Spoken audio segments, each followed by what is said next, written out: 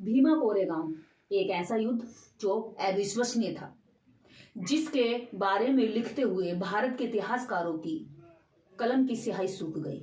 उनके हाथ कांप गए, वो डर गए। उन्हें लगा कि कहीं हमने अछूत महारों को इस युद्ध का हीरो अगर मान लिया और लिख दिया तो ऐसा न हो कि आने वाली पीढ़ियां अपने गौरवान्वित इतिहास को जान जाएं और इतिहास को जानकर कहीं वो हमारी ब्राह्मणी सिस्टम पर अटैक ना कर दे या इसको नकार ना दे।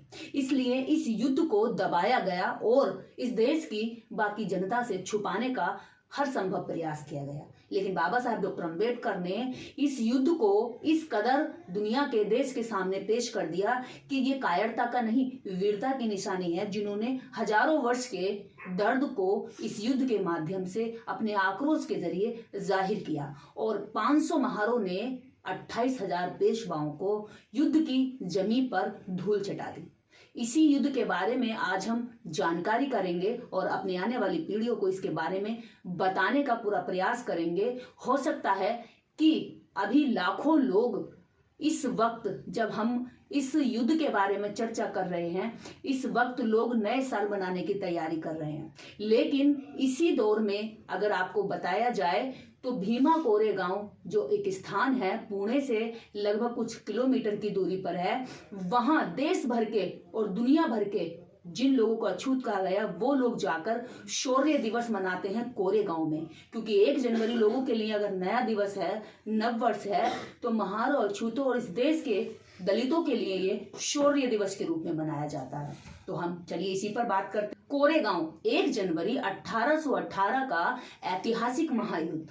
कोरेगांव महाराष्ट्र राज्य के पुणे शहर के पास स्थित एक छोटे से गांव का नाम है, जिसका ऐतिहासिक महत्व उसके इतिहास की पुरानी दीवारों में छिपा हुआ है। जनवरी 1818 को यहाँ एक महायुद्ध ने इसे एक अनूठी पहचान दी, जिसमें 500 महार सैनिकों ने अद्वितीय साहस और समर्थन के सहयोग से साहस और सामर्थ्य से युक्त होकर 28,000 पेशवाओं को हराया। इस ऐतिहासिक घटना के पीछे एक महत्वपूर्ण संदेश है। यह युद्ध मात्र एक सामाजिक जीत नहीं थी, बल्कि यह एक सामाजिक परिवर्तन का प्रतीक था। महार सैनिकों ने जातिवाद और अत्याचार के खिलाफ उठे सामाजिक अन्याय के खिलाफ अपनी बहादुरी और साहस का प्रदर्शन किया।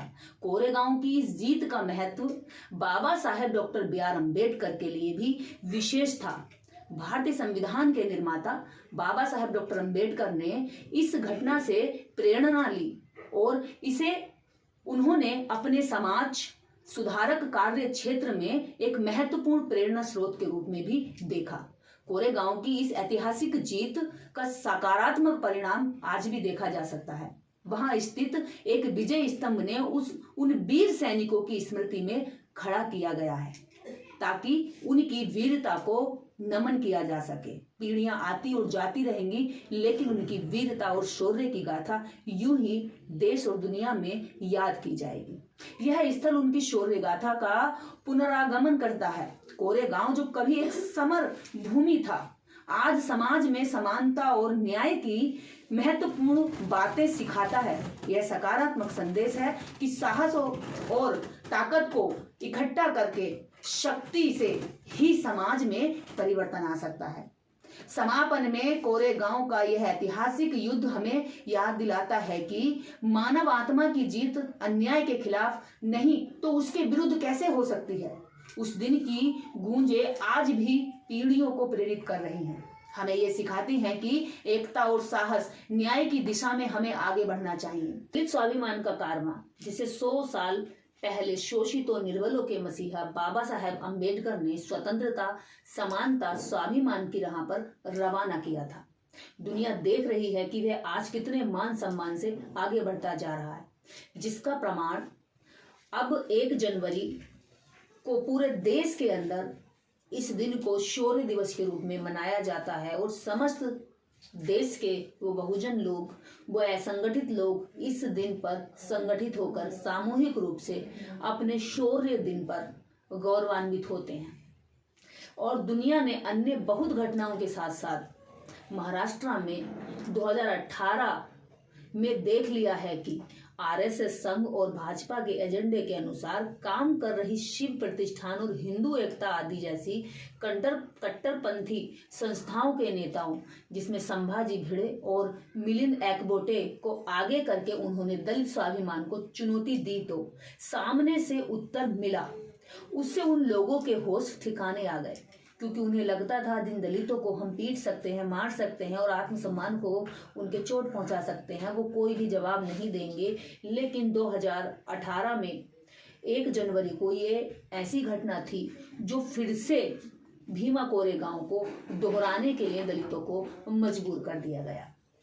कोरेगांव पुणे से 35 किलोमीटर दूरी पर ऐतिहासिक स्थान है, जहां 1 जनवरी 1818 का अछूत महार सैनिकों ने अंग्रेज ईस्ट इंडिया कंपनी की तरफ से लड़ते हुए उस समय के जालिम पेशवा शासन बाजीराव द्वितीय को लड़ाई में उसकी 28,000 की सेना समेत मार भगाया था, जिसके साथ ही पेशवा के जालिम राज का भी अंत हो गया।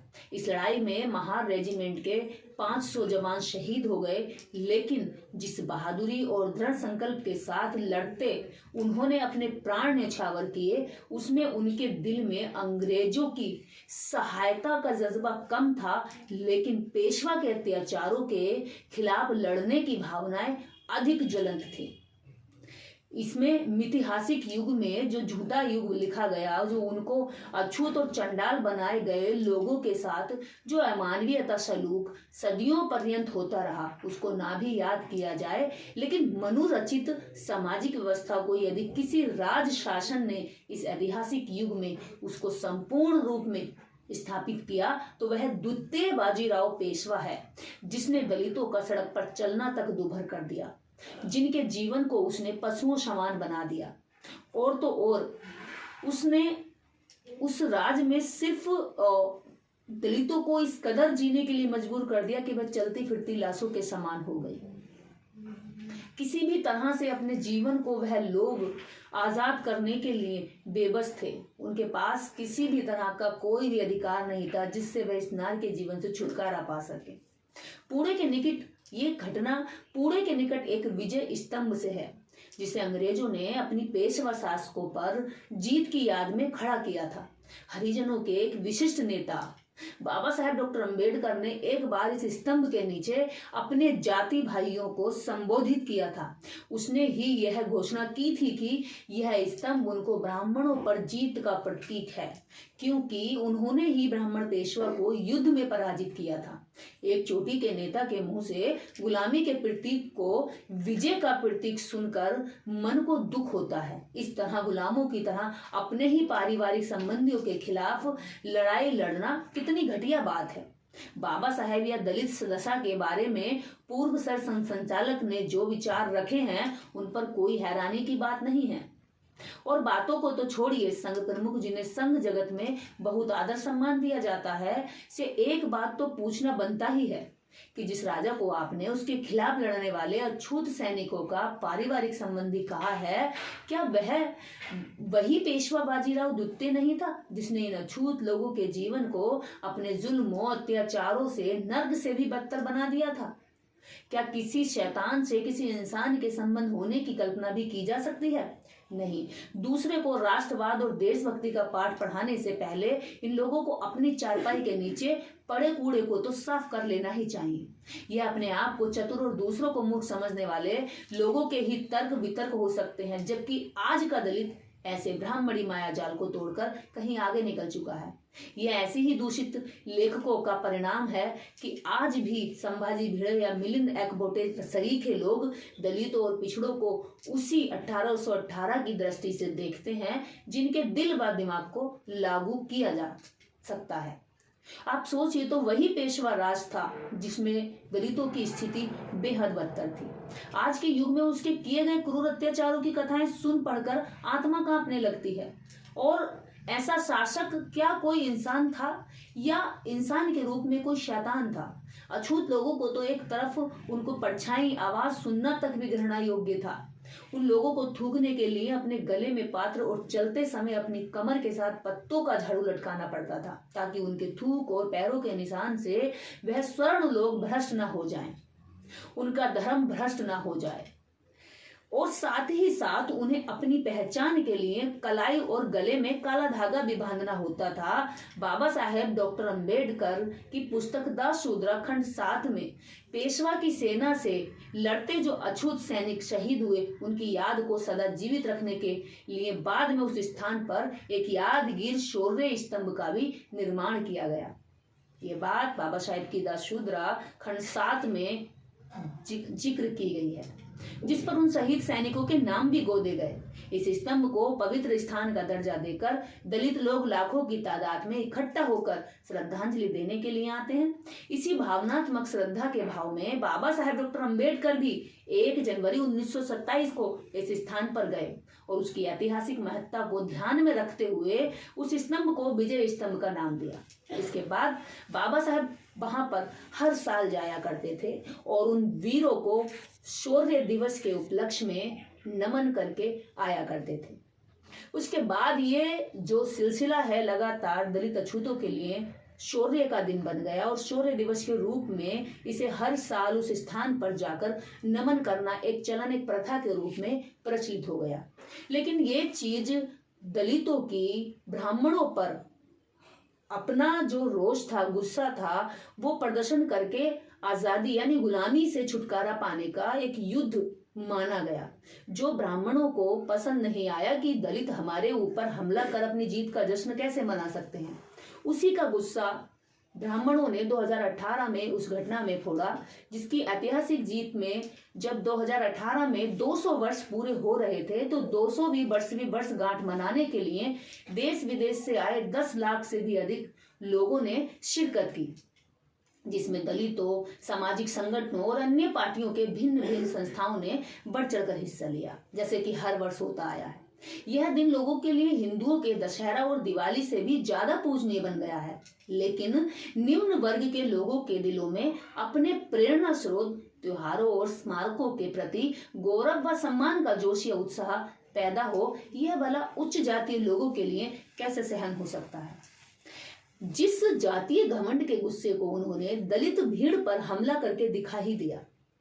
क्या आपके जनसंघी बीजेपी राज और अतीत के मनुराज में कोई फर्क नजर आता है? मुझे तो नहीं आता। उस राज में और इस राज में क्या अंतर है? आज लोकतंत्र के बावजूद सवर्ण जाति के लोग दलितों, आदिवासी लोगों के प्रति जो भी उदारता या निकटता दिखा रहे हैं, वह कोई मानसिक या हृदय परिवर्तन का उदाहरण नहीं है, वह केवल उनकी मजबूरी है।